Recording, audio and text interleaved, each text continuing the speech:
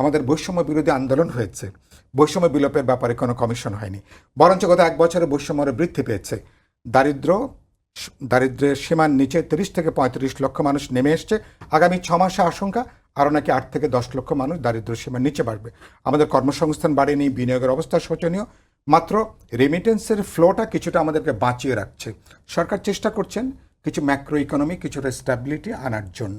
সেদিক থেকে কিছু ইতিবাচক জায়গাটা আছে, যেটা একেবারে ভেঙে পড়েছিল, কিছুটা অর্ডারে আনবার একটা চেষ্টা, একটা উদ্যোগ আছে। কিন্তু বাস্তবে মানে সীমাহীন একটা অচল অবস্থা, নৈরাজ্য। ঢাকা শহরের দিকে তাকালে বোঝা যায় এটা কোনো বাসযোগ্যতা শহর আগেও ছিল না, এখন তো আরও বাসযোগ্যহীন। এবং আমি আগে হাসিনার আমলে বলতাম দেশে কোনো সরকার আছে বলে মনে হয় না, যেন আল্লাহর ওয়াস্তে দেশটা চলছে। এখন দুর্ভাগ্যজনকভাবে এই বাক্যটা আমাকে আবার উচ্চারণ করতে হচ্ছে। এবং মানুষ পুরনো স্মৃতি মানুষ আবার দেখছে, তাহলে আগেই কি ভালো ছিলাম, এরকম যদি মানুষের চেতনা হয়, এটা আমাদের জন্য খুব দুর্ভাগ্যের। এটা নৈতিক পরাজয়, রাজনৈতিক পরাজয় হবে। আমরা সরকারকে, আমাদের নেতারা বলবার চেষ্টা করেছেন, এরকম জায়গায় আমরা যাব না, যাওয়ার কোনো উচিত নেই।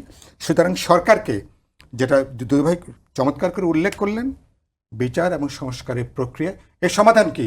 এর সমাধান হচ্ছে একটা গ্রহণযোগ্য একটা নির্বাচন, একটা অনির্বাচিত সরকার, যার যার কোনো নির্দিষ্ট জবাবদিহিতা নাই।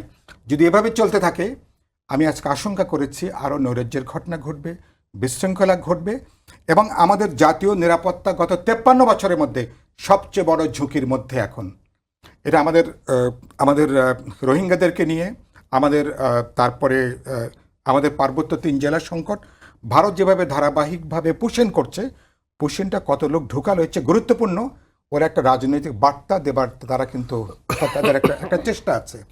তার মানে আমরা কিন্তু যে কোনো সময় যে কোনো পরিস্থিতি, আশঙ্কাটা কিন্তু আছে।